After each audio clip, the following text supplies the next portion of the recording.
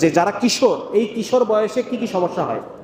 এই কিশোর বয়সে এমন কিছু সমস্যা হয় যেই সমস্যার মধ্যে যদি তুমি পড়ো, এখান থেকে তুমি আর সারা জীবন উঠতে পারবা না, সারা জীবনে উঠতে পারবা।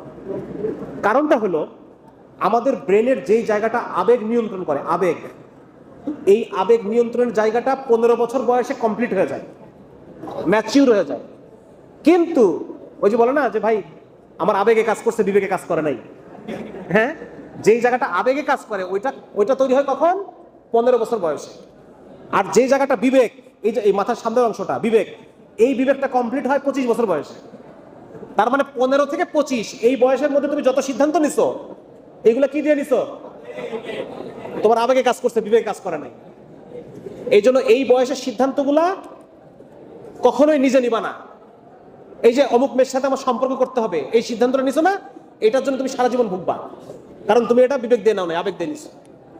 এই জন্য এই টাইমটাতে কোনো একজন বড় ভাই বা ছোট চাচা বা ছোট মামা, কারণ বাপদের সাথে আমাদের এত ক্লোজ সম্পর্ক থাকে না, বাপের সাথে আমাদের একটা কি, এটা দা কুমড়া সম্পর্ক থাকে আব্বার সাথে, নাকি? বাপের সাথে এটা থাকা ভালো, বাবার সাথে একটা ভয়ের সম্পর্ক থাকা এটা দরকার আছে।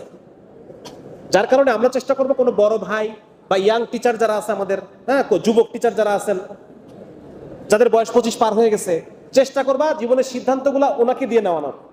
আমার কথা বুঝতে পারছো? 15 থেকে 25 এই টাইমে যে সিদ্ধান্তগুলা, আমাদের সিদ্ধান্তগুলা ভুল হয়, এজন্য আমরা চেষ্টা করবো কাকে দিয়ে সিদ্ধান্ত নেওয়ানোর? যারা যেমন আমাদের জেনারেশন যারা কাছে, যেমন ছোট মামা, ছোট চাচা, ছোট দুলা ভাই, বুঝছো না? এনাদের সাথে একটা ভালো সম্পর্ক তৈরি করবো, বা আমাদের কোনো ইয়াং টিচার যিনি আছেন তার সাথে চেষ্টা করবা এই বয়সের সিদ্ধান্তগুলো তার সাথে পরামর্শ করা, যেটা বলবে সে অনুসারে চলবে, কারণ ওনার বিবেক কাজ করে, আবেগ কম। আর আমাদের আবেগে কাজ করে, বিবেকে কাজ করে না। এটা মনে থাকবে তো?